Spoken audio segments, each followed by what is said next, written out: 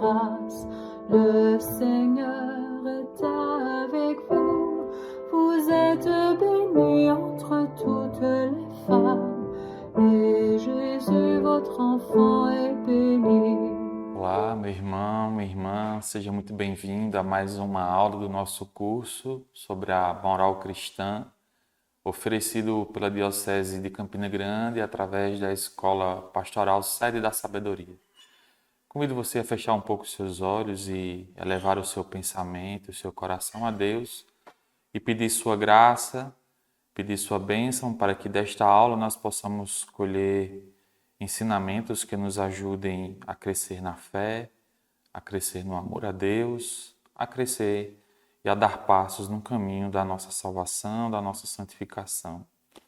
Em nome do Pai, do Filho e do Espírito Santo. Amém. Vinde, Espírito Santo, enchei os corações dos vossos fiéis e acendei neles o fogo do vosso amor. Enviai, Senhor, o vosso Espírito e tudo será criado e renovareis a face da terra. Oremos. Ó Deus, que instruísse os corações dos vossos fiéis, com a luz do Espírito Santo, fazei que apreciemos retamente todas as coisas, segundo o mesmo Espírito, e gozemos sempre de sua consolação. Por Cristo Senhor nosso. Amém. Sim, Senhor, nós clamamos a Ti o auxílio do Teu Espírito Santo para que nós possamos apreciar, possamos acolher, possamos também permitir que estes ensinamentos toquem em nosso coração, em nossa alma, em nossa consciência, em nossa razão, toquem em todo o nosso ser, para que cresçamos na união contigo, na obediência aos teus mandamentos, às tuas leis, porque elas não são leis de opressão, mas são leis de amor. Queremos, Senhor, também com amor, acolher todos os teus ensinamentos, em vista da nossa santificação, em vista de cumprirmos com toda dedicação a tua vontade em nossas vidas. Queremos te pedir, Senhor, esta graça por meio da poderosa intercessão da Virgem Maria, nossa Mãe Imaculada.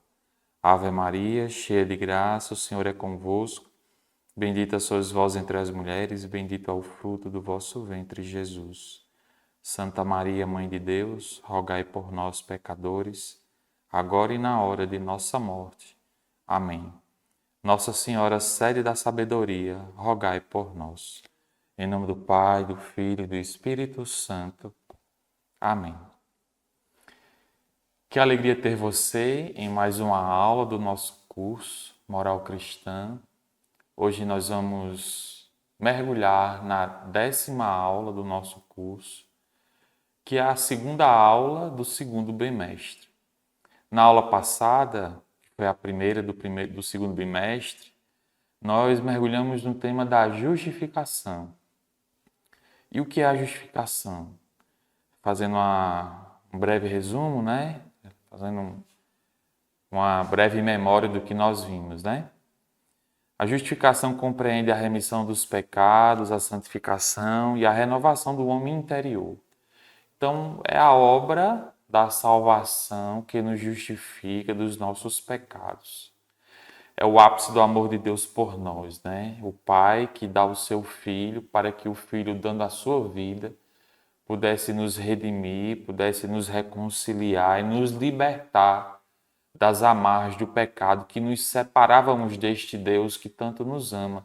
Então, por amor, Ele veio ao nosso encontro, por amor, Ele se encarnou, por amor, Ele se revelou como Santíssima Trindade, o Cristo que nos revela o Pai e o Espírito Santo. Por amor, Ele viveu a sua paixão, a sua morte. Por amor, Ele ressuscitou. Por amor, o Cristo retorna ao Pai com a nossa humanidade glorificada na sua pessoa. Então, desta forma, o Senhor nos salva. Desta forma, o Senhor demonstra a profundidade do seu amor, da sua misericórdia para conosco. O Espírito Santo, por meio da graça, nos capacita a acolher esta obra de justificação. Objetivamente, o Senhor já fez a sua parte, né? Deus já nos salvou, mas é preciso que nós acolhamos, que nós possamos também dizer como Maria, sim, Senhor, nós acolhemos a Tua vontade. Sim, Senhor, nós queremos acolher em nossa vida essa salvação que nos foi alcançada por meio da Tua cruz e ressurreição. Então, é o Espírito Santo que nos capacita a acolhermos e a colaborarmos com esta obra. Esta obra que foi merecida pela paixão de nosso Senhor Jesus Cristo, nós a acolhemos pela graça que é dada pelo Espírito Santo e por uma atitude de fé, porque é uma realidade sobrenatural que nós só podemos acolher por meio da fé e é por iniciativa de Deus, né? Não fomos nós que amamos a Deus primeiramente, mas Ele nos amou primeiro. Ele que antes de nós nascermos, Ele que antes de nós existirmos já nos amou, já pensou em nossa salvação, antes mesmo de nós existirmos, antes mesmo de nós sermos gerados no ventre da nossa mãe, o Senhor já nos amava, né? Então é o amor de Deus que desde sempre e para sempre. Na obra da graça, a iniciativa divina previne, prepara e suscita a livre resposta do homem. A graça corresponde às aspirações profundas da liberdade humana. A graça chama o homem a cooperar com este Deus e aperfeiçoa a natureza humana. Então, a graça previne, prepara e suscita a livre resposta do homem. A graça de Deus, essa intervenção, o socorro de Deus suscita no homem o desejo de não só acolher a obra da salvação, mas a dar uma resposta de amor, ou seja, acolhendo esta obra, fazer de toda a sua vida um hino de louvor, um hino de ação de graças a este Deus que se entregou por nós, que deu a vida por nós. É a graça de Deus, né? Humanamente, nós não temos essa disposição. Nós não temos essa disposição. Mas a graça de Deus, que nos é dada por meio do Espírito que nos habita, né, intervém em nossa alma e gera em nós, suscita em nós esse desejo de correspondermos ao amor de Deus. Não há, de nossa parte, mérito nenhum diante de Deus. O mérito é todo de Deus. Se existir algum mérito do homem diante de Deus, é apenas por colaborar com a graça. Imagine um rio que cura, um rio que desce forte, que desce caudaloso e que aquele que se banha naquele rio, ele é curado, é salvo, é redimido. Imagine esse rio. A única atitude que a pessoa que deseja ser salva por estas águas que purificam, que lavam, a única atitude que a pessoa que deseja experimentar deste amor é se jogar nesse rio, ou seja, é colaborar. O rio está passando forte, com águas limpas que limpam aqueles que mergulham nestas águas. A única atitude é se jogar. Esse é o único mérito nosso diante de Deus. É colaborar com a graça, colaborar com a obra da salvação, colaborar com o Espírito Santo que nos habita desde o nosso batismo, colaborar, ser dócil, obedecer, se jogar aos pés do Senhor, abrir o coração, ou obedecer aos seus ensinamentos, acolher a sua voz, fazer como Nossa Senhora. Eis aqui, Senhor, o teu servo, a tua serva, cumpra-se em mim a tua palavra, segundo a tua voz. É o único mérito nosso diante de Deus, se existir, é a nossa colaboração com a graça. Ainda nesta obra de santificação, né, a igreja nos ensina que ela exige de nós uma resposta. E essa resposta se traduz numa vida de santidade. Então, qual é a resposta adequada ao amor de Deus que nós podemos dar, né? Qual é a resposta? É a nossa busca pela santidade. Primeiro porque é uma vocação universal. Deus chama todos a santidade. Segundo, porque a santidade é a única resposta, a busca pela santidade é a única resposta coerente que nós podemos dar ao nosso Senhor, que é amor sem limites, amor ao extremo, que é uma misericórdia que não se pode medir. A única resposta é a busca pela santidade. Que Deus nos dê esta graça de fazer do nosso maior objetivo de vida buscar a santidade. Para quê? Para que a gente se glorie, para que a gente mostre que a gente é melhor, para que a gente mostre que a gente é capaz? Não. Buscar a santidade e fazer desta busca uma prova de amor ao Senhor. É isso que deve ser o maior objetivo da nossa vida. Ser santo, buscar ser santo como prova de amor a Deus. Amém? Então vamos adentrar no conteúdo desta 10ª aula, né? Repetindo, é a segunda aula do segundo bimestre do nosso curso. Nós vamos mergulhar especificamente no artigo 3 do capítulo 3 da 3ª parte do Catecismo da Igreja Católica.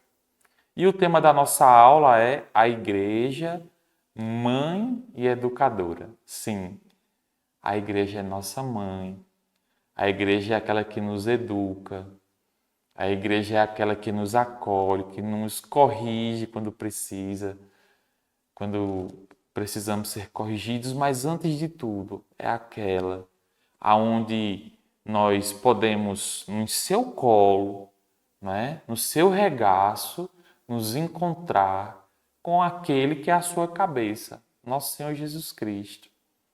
A igreja é essa mãe, mãe na fé, mãe nos caminhos da santidade e nos educa neste caminho. Né? Ela nos acolhe, ela nos alimenta, né? Ela nos ajuda a crescer e nos educa no caminho da santidade. No parágrafo 2030, a gente lê o seguinte: é na igreja, em comunhão com todos os batizados, que o cristão realiza sua vocação. Então, é na igreja que nós realizamos a nossa vocação. Olhamos para a vida dos santos, né? Os santos tinham e têm uma profunda comunhão com a igreja, obediência. Tem uma compreensão de que a igreja é este lugar sagrado, que a igreja é esta realidade de encontro com o Senhor. Então, como é belo, né, o testemunho dos santos que se confiam à igreja, que olham para a igreja e veem o próprio Cristo, né, o corpo místico de Cristo. Também nós devemos, inspirados pelo testemunho dos santos, olhar para a igreja e enxergar o próprio Cristo que, por meio dela, continua sua missão de salvar a humanidade, de implantar o seu reino neste mundo, né? de revelar, de manifestar a misericórdia do Pai àqueles que estão distantes, àqueles que ainda não conhecem essa misericórdia.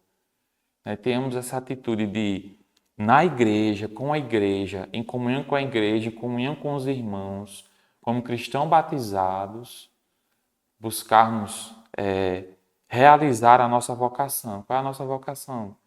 Vocação ao amor, a vocação à santidade. Da igreja, o cristão recebe a palavra de Deus, que contém os ensinamentos da lei de Cristo. Da igreja, recebe a graça dos sacramentos, que o sustenta no caminho.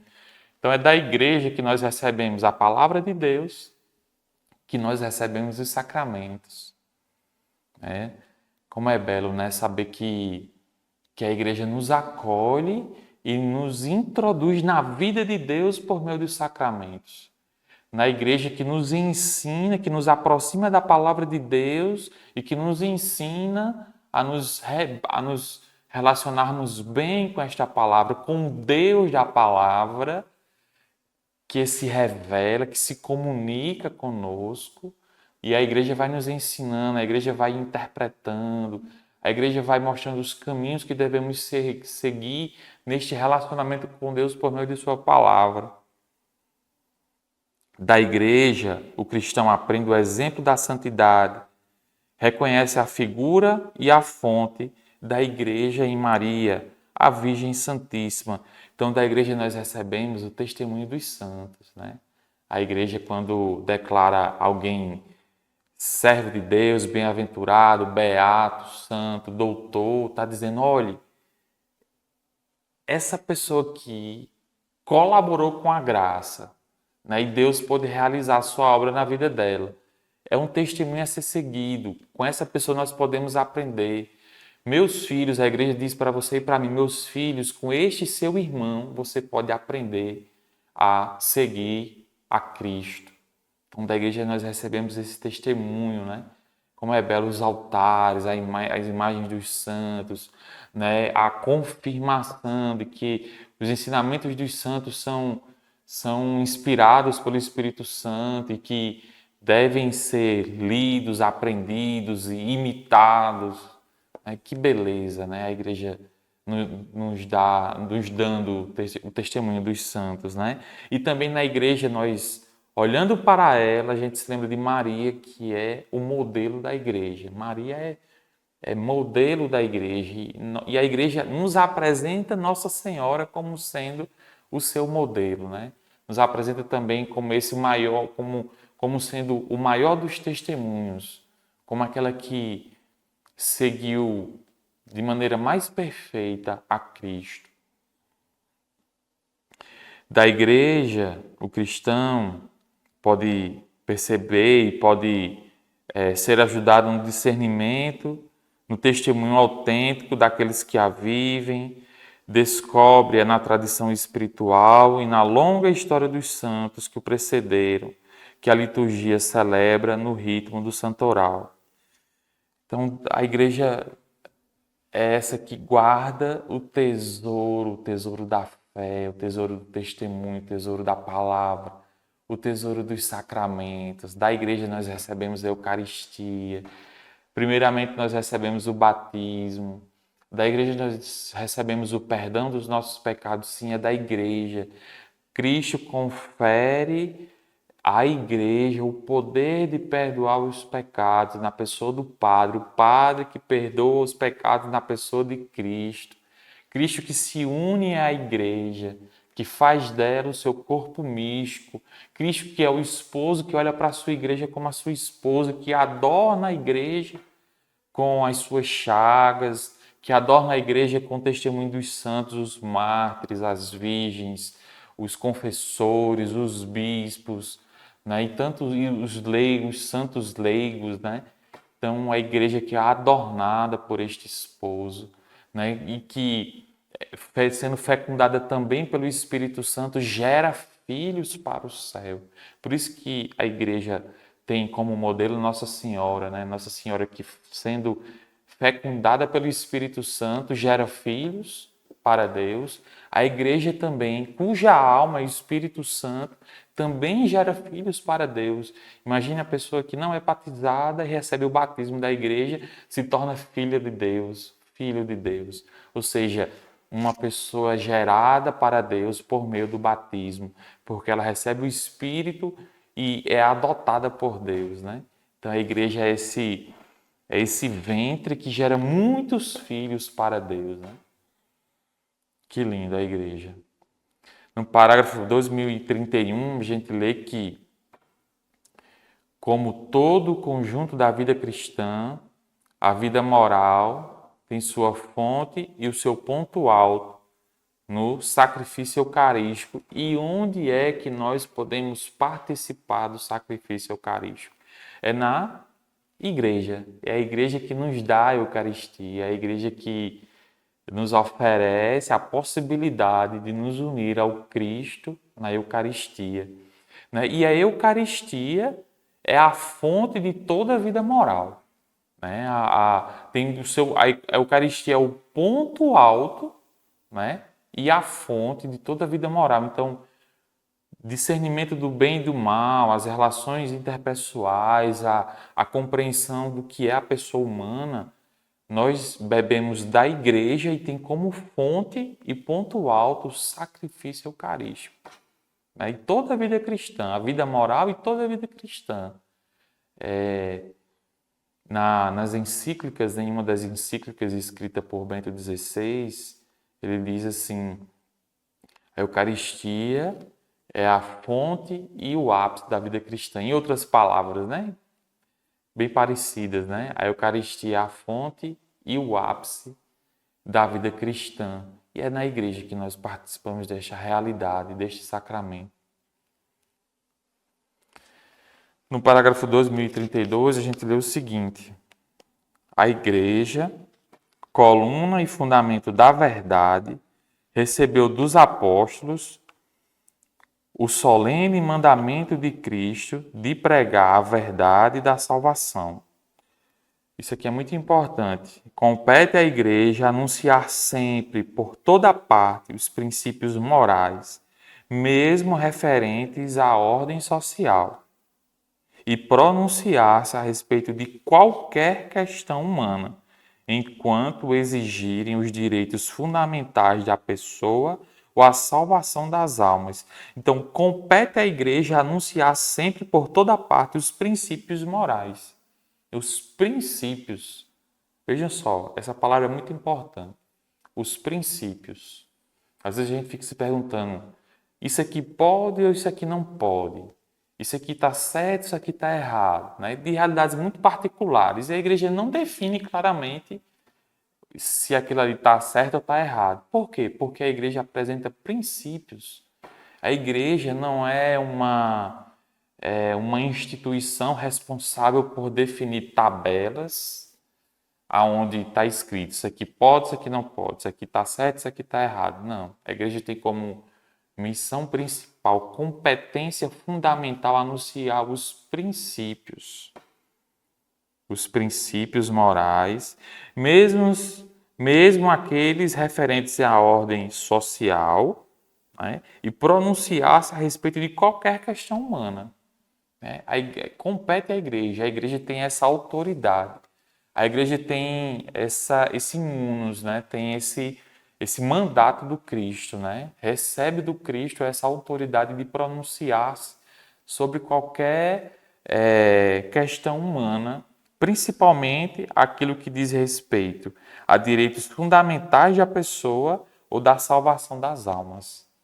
Então, tem assuntos que realmente não competem à igreja, né? Por exemplo, a igreja acredita que existe vida extraterrestre. A igreja não se pronuncia sobre isso, né? Ou então, o que é que a igreja diz? A gente deve votar no candidato X ou no candidato Y. A igreja nunca vai dizer em que candidato a gente deve votar nas eleições. Jamais. Né? Ou então a igreja vai dizer assim, a gente deve seguir qual modelo econômico, X ou Y. A igreja também não vai se pronunciar. Mas a respeito de qualquer uma dessas realidades, a igreja apresenta princípios. Né? Por exemplo, com relação à economia, com relação à política, a igreja apresenta os princípios de sua doutrina social, né? Baseados sempre no evangelho, na tradição e no magistério. Então é muito importante a gente compreender essa competência da igreja, né? Que a igreja não define questões particulares em qualquer situação, mas a igreja sempre vai apresentar princípios. Com relação à vida, por exemplo, né? A igreja vai apresentar os princípios da dignidade da pessoa humana. Princípios que devem basilar qualquer decisão política, social, particular, familiar. Esses princípios devem ser seguidos, né? A igreja apresenta e nós devemos seguir esses princípios. No parágrafo 2033, a gente lê que o magistério dos pastores da igreja em matéria moral é exercido ordinariamente na catequese e na pregação, com auxílio das obras dos teólogos e dos autores espirituais. Então, como é que o magistério dos pastores... O que é o magistério? O magistério a gente pode definir como um conjunto dos pastores da igreja, os bispos, o Papa e os bispos. A gente define o magistério como sendo um conjunto desses irmãos na fé, o Papa e os bispos. Eles vão exercer os ensinos, né? Exercer essa função de definir, né, de apresentar o que deve ser vivido por meio da catequese e por meio da pregação. Né? São os primeiros catequistas, o Papa e os bispos. São os primeiros pregadores, o Papa e o Bispo. Então, primeiramente, a gente escuta, a gente ouve Cristo que fala por meio desses irmãos. Eles receberam de Cristo esta autoridade dada aos apóstolos que transmitiram essa autoridade por meio da sucessão apostólica.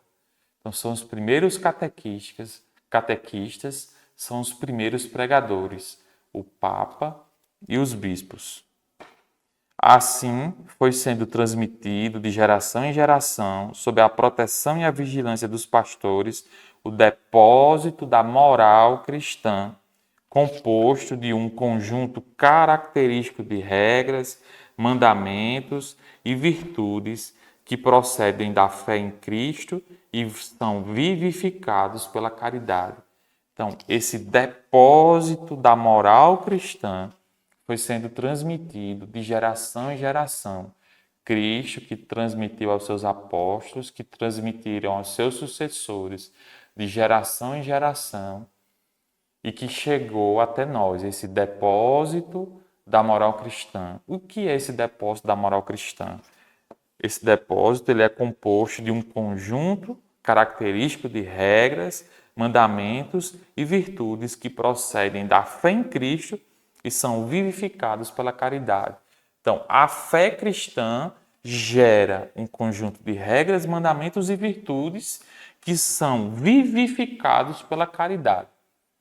Então, esse conjunto de regras, mandamentos e virtudes que devem ser vividos num amor foi transmitido de geração em geração pelo magistério, ou seja, pelos papas e pelos bispos. Deus, na pessoa de Cristo, conferiu a estes irmãos essa autoridade. Esta catequese, estes ensinos, têm tradicionalmente tomado por base, ao lado do credo, aquela oração do credo, creio em Deus Pai Todo-Poderoso, Criador do céu e da terra, com as suas 12 afirmações, né? O credo tem 12 afirmações, então tem por base o credo, o Pai Nosso e os mandamentos.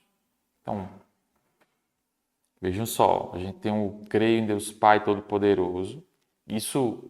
Esse credo ele é fruto da fé cristã, ou seja, é fruto do que Cristo ensinou e que nós cremos. É do que Cristo ensinou enquanto estava aqui no meio de nós, né, visivelmente, encarnado, né? Ele ensina, ele revela a Trindade, revela a igreja, né, revela a vida futura, revela a sua vinda, revela a vida futura, né, que é a vida eterna, revela a sua vinda futura, que é a parousia, né, e revela a Virgem Maria e outras coisas, né, a ressurreição do final, a ressurreição dos mortos, né, e outras verdades ele revela, né.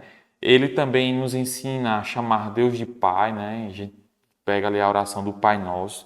E ele eleva os mandamentos que foram dados por Deus ao seu povo através de Moisés e eleva a plenitude, inserindo na vivência dos mandamentos a caridade. Então ele aperfeiçoa os mandamentos quando introduz o elemento da caridade. Então, o credo, o Pai Nosso, os 10 mandamentos são esse arcabouço no qual a gente se baseia, no qual os apóstolos e seus sucessores se baseiam para formar o depósito da fé, o depósito da moral cristã, que chega até nós como este tesouro de vida eterna que já começa a ser construído e vivido a partir desta vida passageira. A vivência desse depósito de moral cristã vai nos levar à vida eterna, não pelas nossas forças, não a sua vivência somente, mas o Cristo que vai acolhendo a nossa oferta, o nosso desejo e vai nos santificando por sua graça, pelo seu Espírito que nos habita em vista da vida eterna. Ele que nos acolherá pelos méritos dele, pela graça dele, mas contando também com a nossa colaboração. Então, o magistério da igreja, o Papa e os bispos têm essa missão de transmitir esse depósito que, à medida que nós vamos aderindo, nós vamos nos aproximando do Senhor. No parágrafo 2034, a gente lê o seguinte: o magistério ordinário e universal do Papa e dos bispos, em comunhão com ele, ensina aos fiéis a verdade que se deve crer, a caridade que se deve praticar e a bem-aventurança que se deve esperar. Então, a gente vê aqui, né, nesse ensino do catecismo, o exercício das virtudes teologais, fé, esperança e caridade. Então, o magistério universal, né, composto pelo Papa, pelos bispos em comunhão com o Papa, nos ensina a verdade que nós devemos crer, ou seja, a operação da fé. Pela fé nós cremos nas verdades, na verdade, e é o magistério que nos ensina essa verdade, a verdade que nós devemos crer. A caridade que nós devemos praticar e a bem-aventurança que devemos esperar. A gente lembra do Sermão das Bem-aventuranças, né? Felizes os pobres em espírito, felizes os puros de coração, e assim por diante. Lá em Mateus capítulo 5, né, a gente vê as bem-aventuranças. Então, são eles que nos ensinam, né, transmitindo o depósito da fé, o depósito da moral cristã. A verdade, a caridade e a bem-aventurança. A verdade que devemos crer, a caridade que devemos praticar e a bem-aventurança que devemos esperar.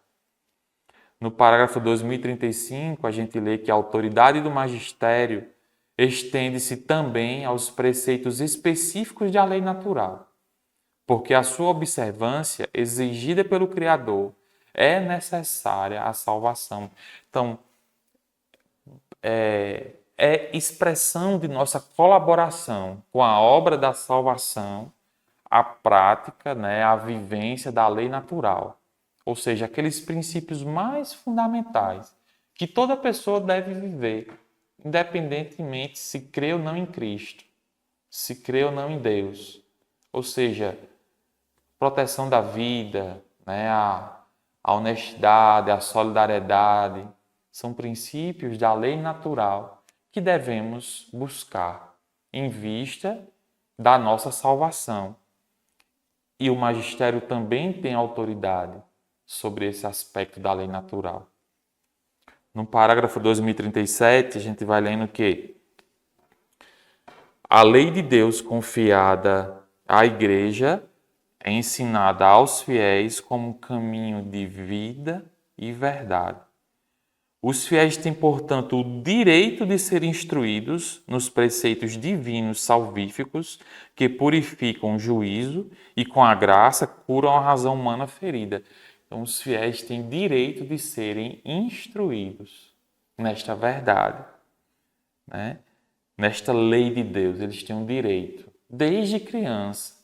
Por isso que a igreja oferece a catequese, né? Depois os ensinamentos do crisma, depois as formações, as pastorais, as comunidades, né? Um curso como esse. É direito seu ter um curso como esse sobre a moral cristã e os outros cursos que a diocese está oferecendo, né? É direito seu. E outros tipos de formação.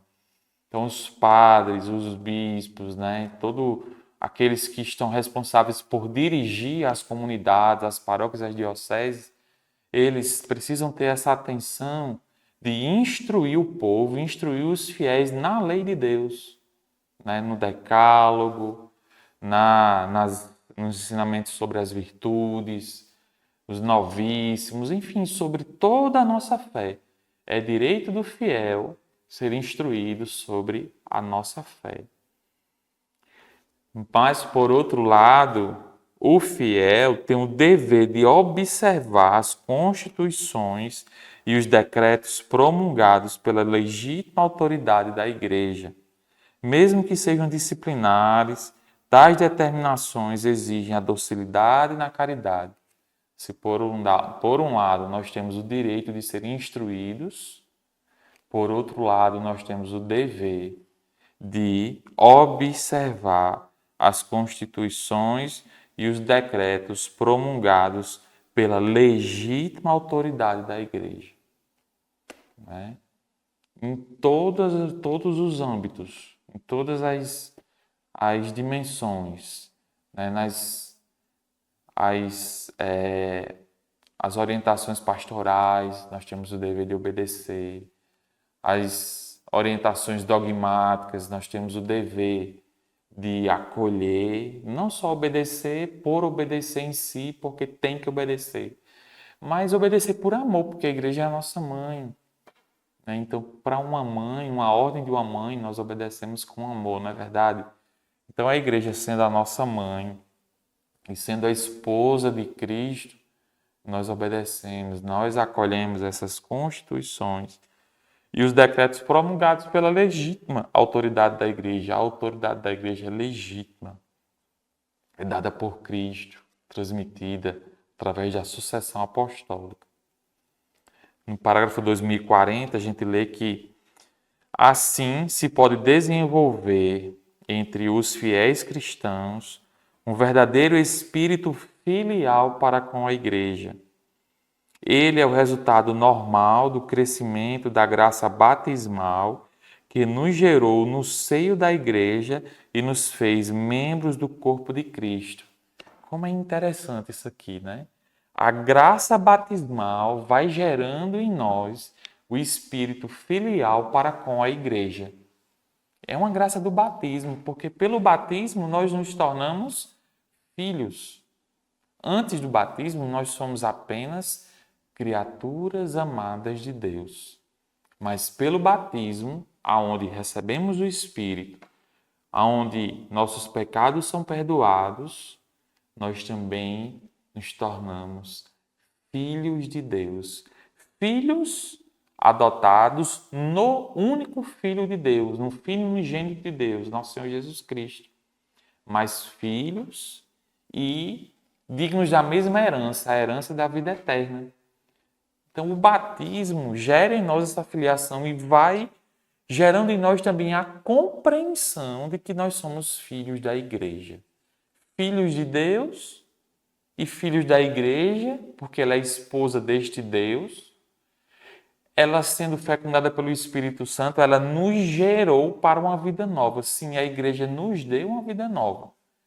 Cristo, seu esposo, por meio dos sacramentos que são recebidos na igreja, nos gera para uma vida nova. Nós somos mergulhados nele, com ele, no sepulcro, e nele, com ele, nós renascemos para uma vida nova. É uma vida nova, toda nova. É uma vida livre do pecado, livre das amarras do pecado. Não quer dizer que a gente não vá pecar, mas o pecado agora não dá mais a última palavra em nossa vida. Há sempre uma possibilidade de reconciliação, de remissão dos nossos pecados. Então é na igreja, esse lugar onde nós somos gerados para uma vida nova. Se é na igreja que nós somos gerados, nós precisamos enxergar nela a nossa mãe. E a graça do batismo nos dá essa compreensão de tê-la como nossa mãe, de sermos seus filhos. Existe um outro aspecto sobre a igreja, que são os preceitos, né? Os preceitos da igreja ou os mandamentos da igreja. Sim, a igreja tem mandamentos, né? Ou preceitos, né? Existem os mandamentos da lei de Deus, que é o decálogo, os 10 mandamentos. Amarás o Senhor teu Deus, né? Não tomar o santo nome de Deus em vão, guardar domingos e festas, honrar pai e mãe, assim por diante, né? Baseado naqueles mandamentos que foram dados por Deus a Moisés no Monte Sinai, lá nas tábuas da lei, né? Ali são os mandamentos da lei de Deus. Mas existem os mandamentos da igreja. Então, o que é que o parágrafo 2041 diz? Os preceitos da igreja, os mandamentos da igreja, inserem-se nesta linha de uma vida moral ligada à vida litúrgica e nutrindo-se dela. O caráter obrigatório destas leis positivas promulgadas pelas autoridades pastorais tem por fim garantir aos fiéis o mínimo indispensável de espírito de oração e de esforço moral e de crescimento no amor a Deus e ao próximo. Entendeu? Você entendeu? Eu vou ler novamente. O caráter obrigatório destas leis positivas, que são os mandamentos da igreja que a gente está tratando agora, promulgadas pelas autoridades pastorais, tem por fim garantir aos fiéis o mínimo indispensável de espírito de oração e de esforço moral. Então, os mandamentos da igreja são leis que são obrigatórias para nós, como filhos da igreja, como batizados, e que, à medida em que nós vamos vivendo esses mandamentos, eles nos garantem o mínimo de espírito de oração e de esforço moral, o mínimo que se espera do batizado. É por isso que são obrigatórios, é o mínimo. O que é que Deus espera do fiel católico, do fiel batizado católico? No mínimo, o que a igreja coloca como seus mandamentos. Então, são leis positivas, não são leis que proíbem, mas são leis que indicam um caminho. Ou seja, são leis que nos mostram, que nos indicam que, vivendo-as, nós nos aproximamos daquilo que Deus espera de nós. Então vamos conhecer, são 5 preceitos da igreja, 5 mandamentos da igreja. O primeiro deles é ouvir missa inteira e abster-se de trabalhos, servis nos domingos e festa de guarda. Então, é um mandamento da igreja que aponta para os 3 primeiros mandamentos da lei de Deus. Amar a Deus acima de todas as coisas, não tomar o santo nome de Deus em vão, guardar domingos e festas. Então, para que minimamente a gente viva esses 3 mandamentos, a igreja nos dá o seu primeiro mandamento.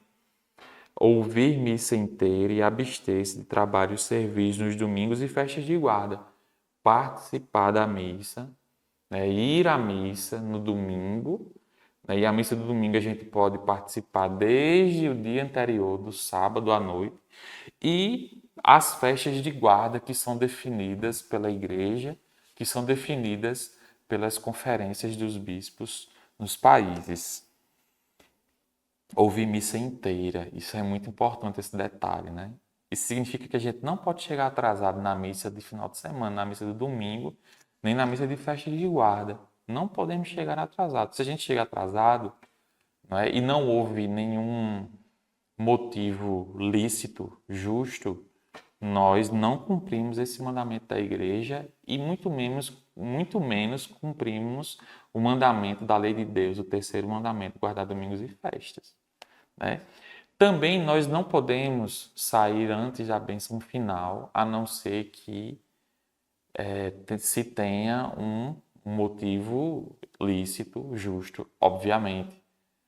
Se não houver nenhum motivo que nos obrigue de verdade a sairmos da missa antes da bênção final, nós precisamos ficar até o fim. Precisamos ficar até o fim. Esse é o primeiro mandamento da igreja.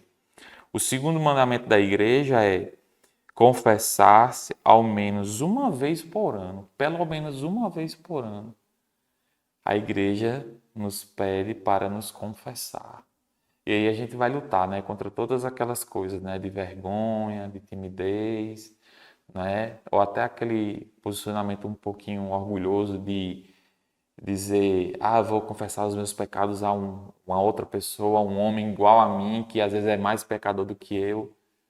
Sim, nós vamos confessar os nossos pecados àquele homem que talvez seja mais pecador do que eu, do que você, mas que possui uma autoridade que nem eu nem você tem, dada por Cristo que chegou até ele através da sucessão dos apóstolos e pela graça do Espírito Santo de perdoar os pecados na pessoa de Cristo.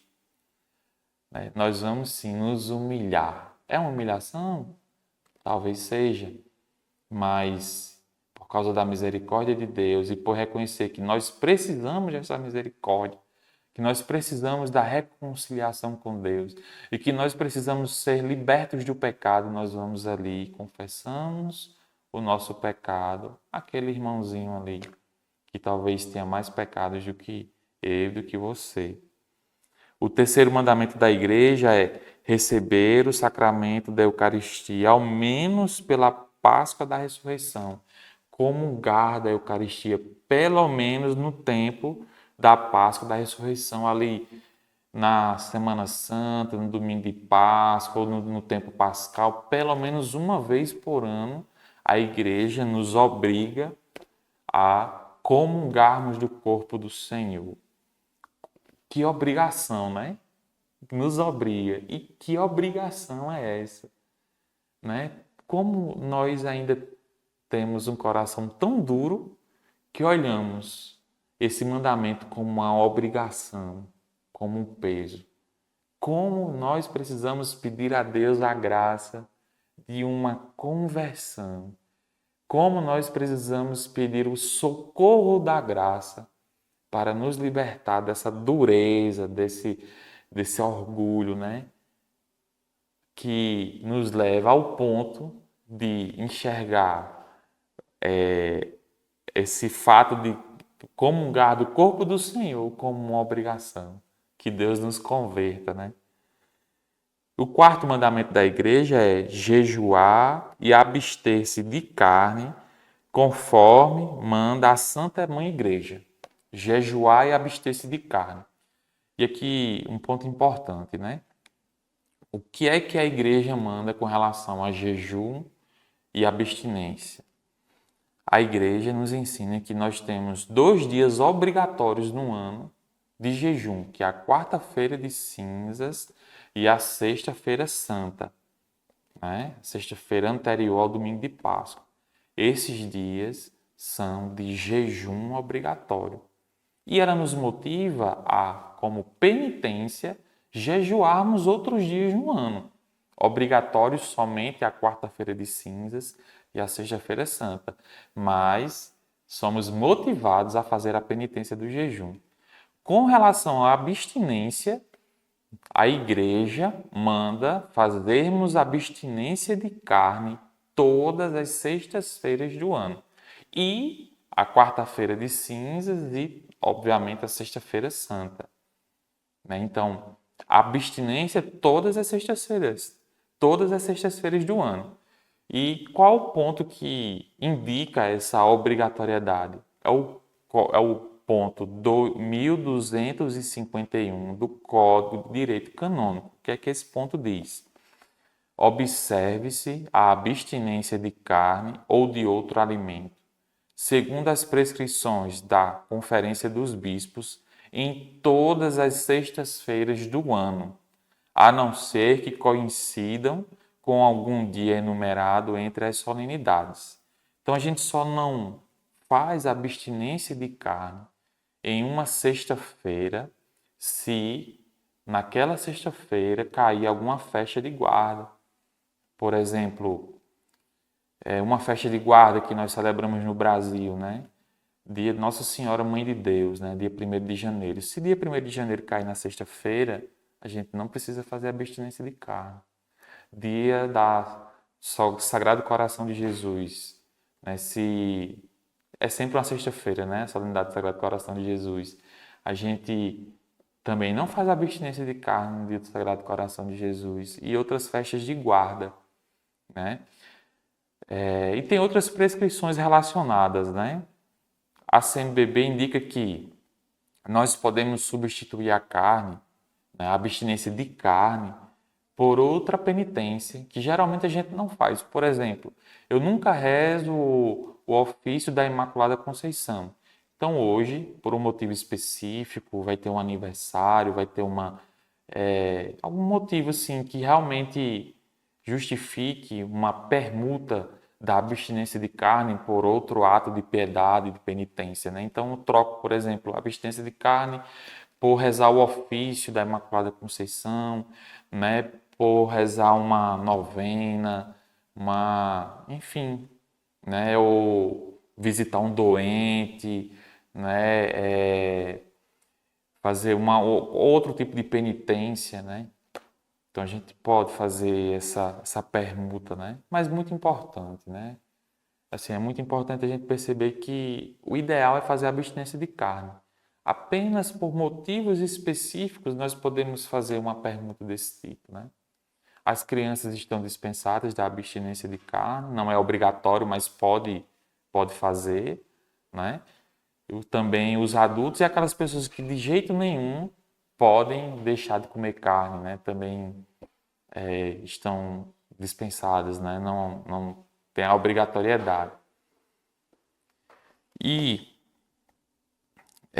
o quinto mandamento da igreja é ajudar a igreja em suas necessidades, em todos os tipos de necessidades, né? Então a gente deve ajudar a igreja, por exemplo, com o nosso dízimo, né? Nas suas necessidades materiais. Sim, a igreja tem contas para pagar, né? Ela é divina, mas está no tempo, está na história, né? Tem estruturas que precisam ser custeadas, né? Então precisamos ajudar a igreja no serviço da igreja, né? Que não é uma ajuda, mas é um privilégio servir a Deus e a sua igreja. Devemos ajudar a igreja, socorrer a igreja em todas as suas necessidades. E um outro aspecto é sobre a vida moral e o testemunho missionário. No parágrafo 2044, a gente lê assim: a fidelidade dos batizados é condição primordial para o anúncio do Evangelho e para a missão da Igreja no mundo. Para manifestar diante dos homens sua força de verdade e de irradiação, a mensagem da salvação deve ser autenticada pelo testemunho de vida dos cristãos. O próprio testemunho da vida cristã e as boas obras feitas em espírito sobrenatural possuem a força de atrair os homens para a fé e para Deus. Então, o testemunho dos cristãos é fundamental. Nós precisamos nos empenhar em dar testemunho de nossa fé para colaborar com a missão da igreja. Porque nós somos igreja também, né? A igreja passa por nós, passa por cada cristão, por cada batizado. Às vezes a gente olha para a igreja assim, a igreja como sendo o clero, o papa, os bispos, né? Não, a igreja é o clero, né? O papa, os bispos, os religiosos, os consagrados, as ordens, enfim, todas as realidades eclesiais, inclusive você. Então, o seu testemunho, assim como o testemunho do papa, assim como o testemunho dos bispos, dos padres, das freiras, enfim, é fundamental. Você também como leigo, se você for leigo, precisa também dar o seu testemunho, o testemunho de sua fé cristã, testemunho de amor a Deus e de amor à igreja. A igreja é tão atacada de todos os lados, ao longo de toda a história, não só hoje, mas ao longo de toda a história, desde o princípio, que a igreja sofre ataques de todos os lados, né? E nós precisamos, com determinada determinação, como disse Santa Teresa d'Ávila, dar o nosso testemunho, ir até o fim, perseverar, pedir ao Espírito Santo o dom da fortaleza, o dom da sabedoria, um coração inflamado de amor por Deus e pela igreja, para que pelo nosso testemunho, aqueles que combatem, aqueles que tanto criticam, aqueles que estão distantes de Deus e da igreja possam enxergar que há pessoas que são alcançadas por essa igreja e que podem encontrar nesta igreja um caminho de retorno para Deus, um caminho de felicidade, um sentido de vida. Isso passa muito pelo seu testemunho, pelo nosso testemunho, porque sem ele a igreja vai ter mais dificuldades para realizar a sua missão, né? Mais dificuldades. E no parágrafo 2045, por serem os membros do corpo cuja cabeça é Cristo, os cristãos contribuem pela firmeza de suas convicções e de seus costumes para a edificação da igreja. Então, completando esse pensamento, né, esse ensinamento sobre o testemunho, né? Nós contribuímos com a edificação da igreja à medida em que nós vivemos a nossa fé e as nossas convicções com firmeza, à medida em que os nossos costumes, os nossos hábitos, as nossas escolhas refletem aquilo que nós dizemos que cremos. As pessoas precisam enxergar em nós, cristãos, coerência de vida. Por exemplo, eu sou católico, né? E a igreja ensina isso, mas as minhas atitudes são diferentes daquilo que a igreja ensina e daquilo que eu digo que sou chamado a viver. Essa incoerência só afasta, essa incoerência desmotiva, essa incoerência gera ainda mais críticas, ainda mais combates contra a igreja. Mas se aqueles que estão fora da igreja, vamos dizer assim, né, estão distantes, enxergam em nós um testemunho coerente, se as pessoas enxergam em nós um amor a Deus acima de todas as coisas, um amor pelos sacramentos, um amor pelos pobres, um testemunho coerente no que diz respeito ao ambiente de trabalho, ao ambiente familiar, enxergam em nós uma coerência entre aquilo que a gente diz que crê e as nossas escolhas, as pessoas vão ter o coração inflamado. Poxa, é isso que eu buscava. Poxa, é possível ser católico de verdade, é possível ter uma fé viva, ter uma fé coerente. É possível, eu vejo nisso um sentido para a minha vida. Eu quero isso para mim também, eu quero conhecer mais. Né? E assim a gente vai edificando a igreja, vai colaborando com a igreja que somos nós. Né? Passa por cada um de nós, passa por cada um batizado. Então a igreja cresce desta forma, se expande, se desenvolve pela santidade de seus fiéis. A gente lê isso na Constituição Dogmática Lumen Gentium do Concílio Vaticano II. Veja só, a igreja cresce, se expande, se desenvolve pela santidade dos seus fiéis, até chegarmos todos juntos ao estado de adultos, à estatura do Cristo em sua plenitude. Então, o testemunho dos fiéis é indispensável, é fundamental. Se a gente estudar um pouco a história da igreja, a gente vai ver isso tão claramente.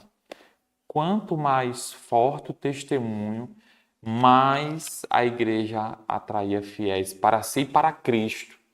Mais a igreja cresce, quanto mais forte o testemunho.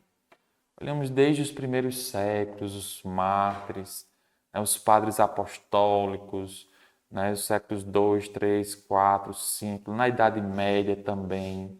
A gente vê o testemunho de São Francisco, né, como atraiu irmãos, depois Santa Clara que foi seguindo, né? Como atraiu irmãos e irmãs para a fé em Cristo, para o seio da igreja, né? Como um santo dos tempos modernos, né? São João Paulo II, como o seu testemunho de amor ardente a Jesus Cristo e a igreja atraía tantos jovens, tantas famílias para Cristo e para a igreja. É tão óbvio isso, tão claro, tão evidente, que à medida em que os fiéis buscam a santidade, esse testemunho vai atrair muitos para Cristo e para a igreja. Que Deus nos dê esta graça, né? Que Deus nos dê esta graça de sermos fiéis testemunhas de Cristo e filhos da igreja, como disse Santa Teresa, nos últimos suspiros de sua vida. Ela disse: morro como filha da igreja. Como disse Santa Teresinha, no coração da igreja eu serei o amor. As duas Teresas, duas doutoras, uma de Ávila, outra de Lisieux, uma do século XVI, a outra do século XIX. Filhas da igreja, né? Filhas da igreja, que por intercessão dela nós também possamos ter esse sentimento de sermos filhos da igreja. Feche seus olhos. E vamos fazer esta breve oração pedindo a Deus que nos dê esta graça. Sim, Senhor. Queremos te pedir esta graça de um coração dócil, de um coração filial para com a tua igreja. Queremos te pedir, Senhor, também a graça de um testemunho coerente, firme, de uma fidelidade aos teus ensinamentos, aos ensinamentos da igreja, para que através de nós tu possas alcançar a muitos e atrair muitos a ti e ao seio de tua esposa, a Santa Igreja Católica. Te pedimos, Senhor, pela intercessão da Virgem Maria. Ave Maria, cheia de graça, o Senhor é convosco, bendita sois vós entre as mulheres. Bendito é o fruto do vosso ventre, Jesus. Santa Maria, Mãe de Deus, rogai por nós, pecadores, agora e na hora de nossa morte. Amém. Nossa Senhora, sede da sabedoria, rogai por nós. Em nome do Pai, do Filho e do Espírito Sainte Santo. Marie, Mère de Dieu, priez pour nous, pauvres pécheurs, maintenant et à l'heure de notre mort. Amen.